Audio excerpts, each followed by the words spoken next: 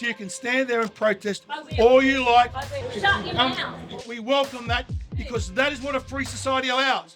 But unfortunately, madam, it is people like you that have tried to silence the free speech of others. Oh, Don't cover me, bitch. See?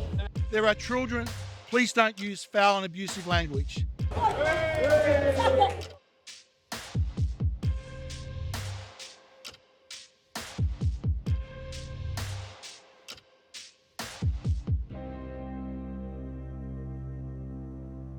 Well, hello everyone. Here we are again. This is the first Saturday of the month where we conduct our walk of shame, where we shame the politicians, we shame the companies, we shame the media, for they're the ones who should be doing the walk of shame. So we are doing it on their behalf because they refuse to admit all the crimes against humanity that they performed.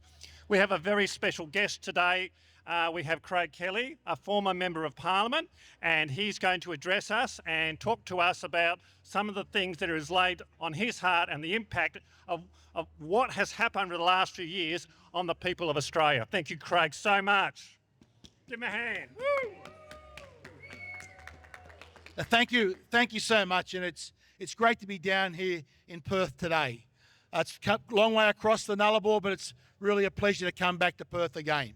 And thank you to everyone behind me for maintaining the rage, because the only way that we can ensure that the tyranny of the COVID period doesn't happen again, if we can maintain that rage and we can hold those responsible for the atrocities and the breaches of human rights during the COVID period responsible.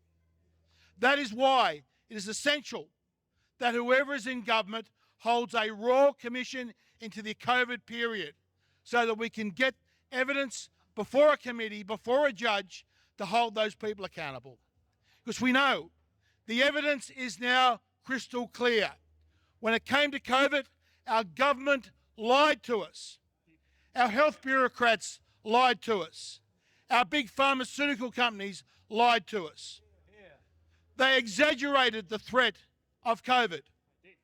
And then they took away the early possible treatments that we know the peer-reviewed science is now in and is crystal clear that hydroxychloroquine and ivermectin were always effective treatments. But we had the TGA here in Australia ban them. And they told us, go to your doctor, trust your doctor. But then they silenced our doctors through AFRA. Our doctors in Australia were threatened and were told if they spoke out about questioning the COVID vaccines or suggesting that you should try ivermectin or hydroxychloroquine as a treatment in using their professional expertise, practice in the art of medicine, they were suspended by the government. So our doctors were silenced. And most of all, this was an abuse of human rights that happened. We have signed an international treaty called the International Treaty of Human Rights and Bioethics that clearly states that you cannot use coercion or subject someone to discrimination or prejudice to force them to undergo a medical intervention. That is a treaty that we as Australia have signed, but yet we violated that treaty during the COVID period. To think in our country that we forced our fellow citizens to undertake a medical intervention, an experimental medical intervention, shames everyone involved. And Shame on them. And there are many of us here that are going to continue to fight, that are going to continue to expose this. And this is not just happening here, this is happening all around the world. We've seen what is happening in America, where we have RFK Jr. about to take the role of being in charge of health in the USA. That will spread through to Australia. We just simply want the truth. We want to get it on the record, and we want to hold those people that are responsible for these human rights abuses and this tragedy that's happened to Australia and the world to be held accountable. And we are going to keep fighting, and we're not going to stop. Suck it up, Albo. And of course, hey Albo, your misinformation bill was trashed. Don't forget the power that the citizens have. It was only a couple of months ago that the mis and disinformation bill was before our Parliament. and I thought we had little chance of defeating it. But it was the public that got out and rallied and contacted those senators that changed the balance around, and we defeated the mis and disinformation bill, known as the MAD bill. That was defeated because the public got out and spoke. So never think that you cannot do that. The madam asked here, are we inciting anger? No, madam. We are inciting what is called freedom of speech. Well, I hope you're okay, madam. No, that's not me. We hope you're okay. I'm okay. And that's the thing about a free society. That is the thing about a free society. It is meant to be your free choice. Well, I hope that you. Well, that's fine, madam. I trust that you would then make sure that other people would have the free choice not to. You're allowed to speak, madam. I have the microphone. Oh, do you? And I'm sorry. I am sorry, madam. No, I'm not going to give you the microphone. You're not an invited guest. Oh, madam, I know. but you're No, free to let speak. me know.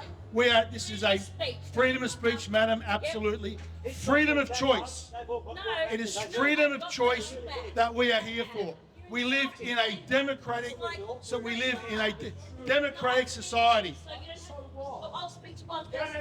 We are here in a democratic society. A democratic society. You are allowed to protest against our protest. So you can stand there and protest all you like. We welcome that because that is what a free society allows. But unfortunately, madam, it is people like you that have tried to silence the free speech of others. Oh, madam, there's no need to swear. There's no need to swear, madam. Madam, there's no need to swear. We're in a public space. We're in a public space. We're in a public space, madam. Madam, please don't swear. Please don't swear. Please don't swear. Madam, you're the one that is very angry. I'm sorry. I'm sorry that you're angry. I'm sorry that you're swearing. I'm sorry that you're upset. But please, if you come to a public rally, please, madam, please respect. There are children here, madam. There are children. Please don't use foul and abusive language. Okay? Please don't use abusive language. You're upsetting people. Look, the cops are coming out here. Don't come at me, bitch. See? Madam, please, madam, please calm down. Please calm down, madam. Please, madam, please calm down. Please don't swear. Please don't swear, and please calm down. Please calm down. Please don't get upset. Please don't try and cause upset here. We are here having a public rally to speak. Okay, yes, look, I'm sorry. I'm sorry, madam. I feel sorry for you. We all feel sorry for you. But we appreciate your right to free speech here. Right, you're not a prime minister. Madam, we are here having a public rally. We want to make sure that people are held to account, right? Stop pausing a scene and being an asshole. Oh, here we go. Here, pop it. There's always one in the crowd. It's okay. We should let it go. Look, thank you everyone for coming and listening. We are here to ask for a royal commission on the COVID issues. That's all we want, is for the truth to get out. So never again do we have these infringements upon human rights upon Australia. Thank you everyone for listening. Thank you so much. We're going to break up into 2x2s. Can I go now? Swear in and take it. Okay, so we are here today. We had a little altercation. We do believe in freedom of speech. We do allow people to have opposing views, and that's okay. You know, the reason why we could say that we feel sorry for people like that is because they've been wound up by the government. They've been wound up by the government to say that we are spreading disinformation. They've been told by our illustrious leader that we need to get a brain. They have been told that it's because of the unvaccinated that has been the cause of the spread of the virus. So We understand that people are angry. So, look, doesn't normally happen, but we did have a situation where somebody did not like our message. That's okay. We don't expect everyone to agree with us. That is fine. Thank you so much, Craig. All the best.